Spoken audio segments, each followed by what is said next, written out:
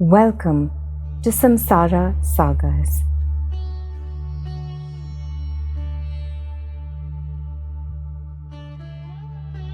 Where timeless stories of ancient Indian wisdom come alive, one tale at a time.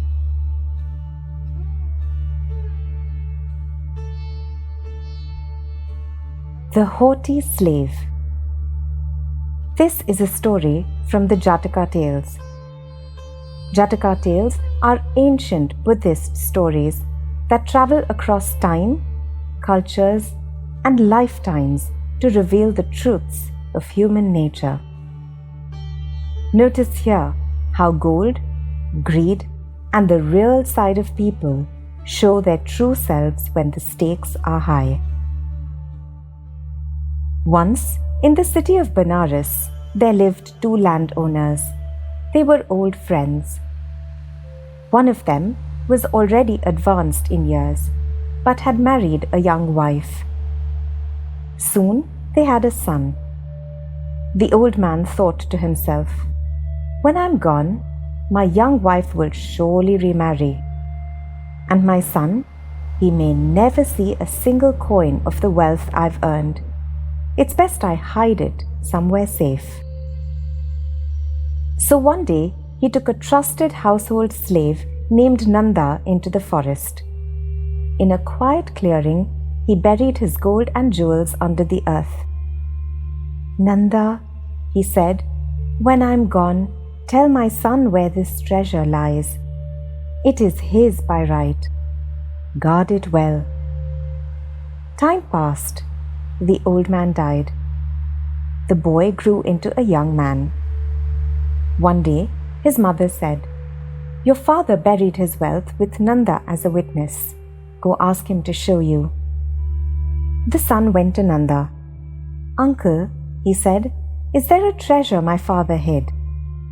"Yes, my lord," Nanda replied. "It's in the forest." The young man took a spade and a basket, and together they walked deep into the woods. When they came to a certain spot, Nanda stopped. He was standing right over the treasure. But instead of pointing it out, he looked down at the young man and sneered. "You, the son of a servant woman's daughter? How could you possibly have treasure here?" The young man said nothing. "Let's go back then," he replied calmly, and they walked home. A few days later, he tried again. And again, when they reached the same place, Nanda stood over the treasure and hurled the same insults. And again, the young man walked away calmly, but this time with a puzzle in his mind. Why does he always stop here? And why does he insult me at this exact spot? He went to his father's old friend, a wise landowner, and told him everything. The man, who was none other than the Bodhisattva in a past life, listened carefully. "My son," he said, "where the insults begin, the treasure lies. Next time he abuses you, don't respond. Simply say, 'Who are you speaking to, slave?' Pull him aside, take the spade, and dig. Your father's wealth is right there. Then make him carry it home for you." The young man did exactly that. And sure enough, beneath that very spot, the gold and jewels gleamed in the earth. He took the treasure, made Nanda carry it, and restored his family's fortune. From then on, he managed his wealth wisely, lived generously, and kept the counsel of the wise close to his heart. The gold in this story may be buried in the ground, but the real treasure is in what it teaches us. When power distorts, even the smallest taste of power can change us. A servant who should have been loyal suddenly forgot his place when he felt control over treasure. Isn't that true for us too? In daily life, Power doesn't always look like wealth or authority.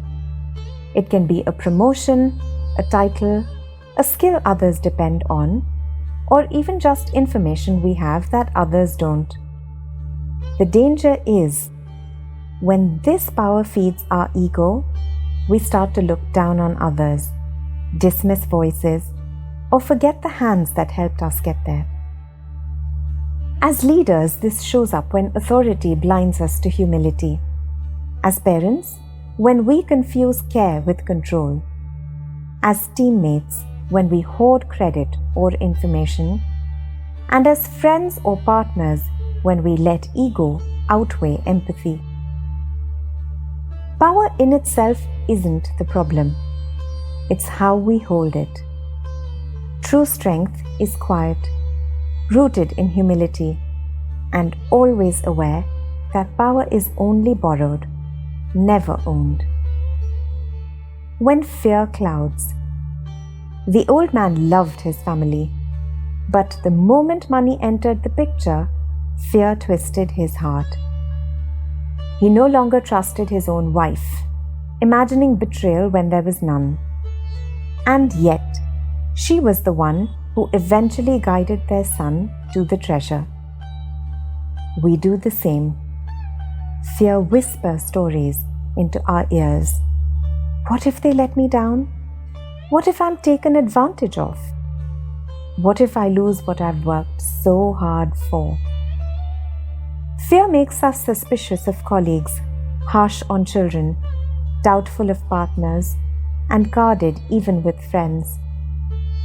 And often, fear doesn't turn us against others. It turns us against ourselves. We begin to question our own worth, doubt our own decisions, and second guess even when we're capable.